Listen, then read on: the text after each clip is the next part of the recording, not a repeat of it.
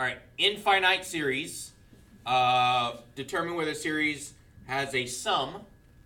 Okay, so as I take the limit, I could actually add up all the parts together. Analyze geometric series, analyze harmonic series. Geometric series in biology, there's an application problem. I did not add it to this because it was like reading a novel. It was pretty intense. Anyway, it's in the book if you guys want to look at it, how it will be applied in biology. Okay, so for this right here, did I skip too many? Oh, no, here it is.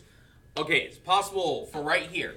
So this thing, 1, if you guys look at the shape, it's going to be a 1 by 1 square, right? Okay, so now divided by 2.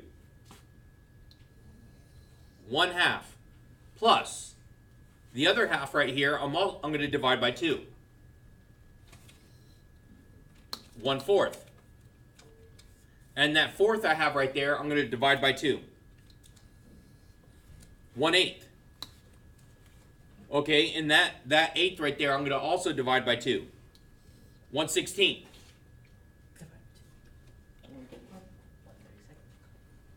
Okay, so as I take this to infinity, because I'm keep dividing the piece by half, right? Yeah. So half, then I take that half divided by half, and then divide that by half. But it's the sum of all those parts together as I go to infinity is going to give me 1 by 1. The area should be 1. Does that make sense? This is good here, right? Crap, here, scraping already. All right, so result from this one right here. So as I keep adding these and adding these together, I'm going to look at this, and so my first term gives me 0.5, and as I keep going, 1, 2, 3, 4, 5, fifth term, it's getting closer and closer to my sum, right? So as I'm taking this to infinity, my sum should add up to be what? 1. There we go. Okay, good. Okay, you notice that it is approaching that, but on an infinite timeline, it will approach there. If A1, A2, AN, infinite collection of numbers, the expression is where K1, okay, this is my first, so goes to infinity, it's going to look like this. It's called a infinite series or simply just a series. Okay, if it's just told, hey, series, then infinite series, okay? What's a finite series? Finite, what is finite? It ends. It's kind of like, let's say Friends. Friends is a finite series.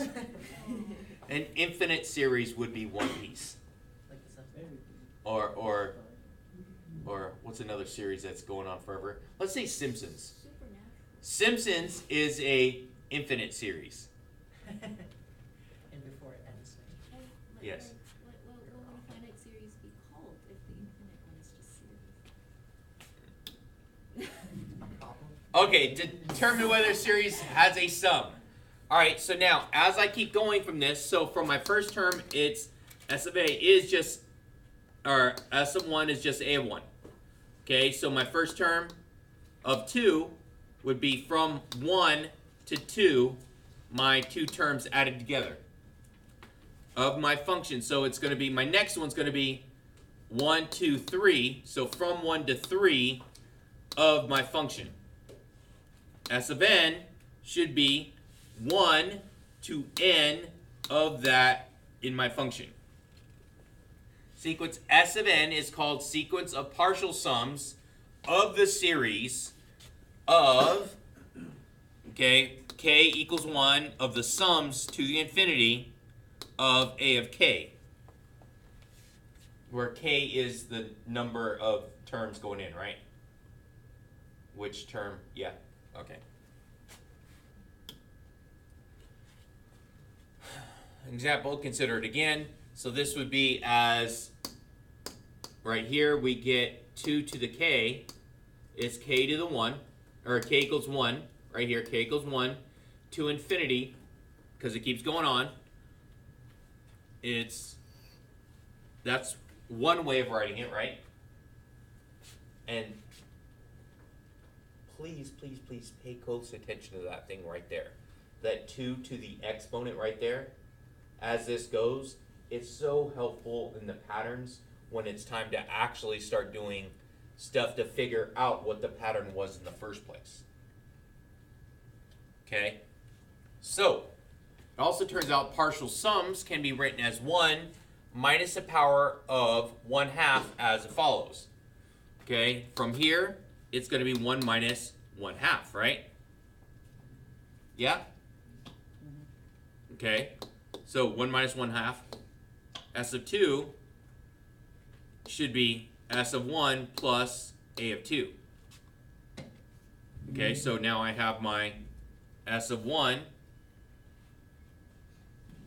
plus A2. Yeah? And then the next one should be S of 3, which is going to be here, right? Plus A sub 3. Go. So as we keep going, what's happening here? So my terms are looking like this. So all of it together, when I finally get all the math,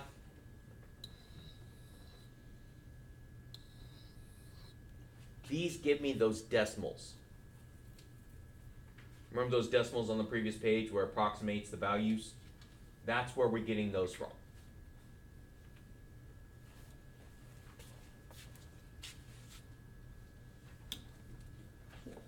So that S of n is equal to 1 minus 2 to the n. Then the nth partial sum, so whichever term it would be 1 minus 1 over 2 to the n. And as n increasing, the sequence of partial sums approaches a limit that is, as this goes to infinity, this piece right here, okay, as that goes to infinity, that's going to go to 0. So when that goes to 0, we are just going to be left with my 1, because it's going to be 1 minus that 0. Neat trick? Patterns, they're helpful. So by doing that, we're able to actually take the limit of this and find this as it goes from 1 to infinity of this is going to give me 1. Convergence, divergence of an infinite series. If a sequence of partial sums of an infinite series has a limit of s, then the series converges and is said to have a sum s. So as the limit goes to infinity, it's going to have a sum also.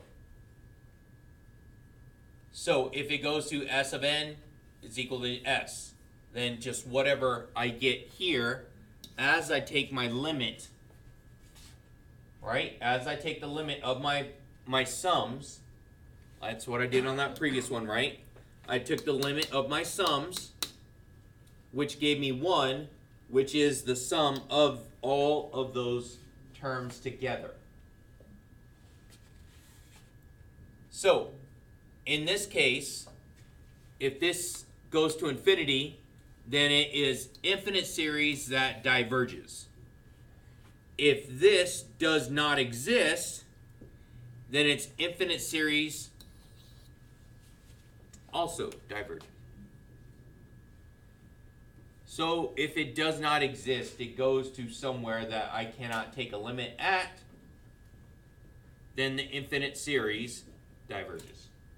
So what's one that would be and does not exist? We dealt with one the other day.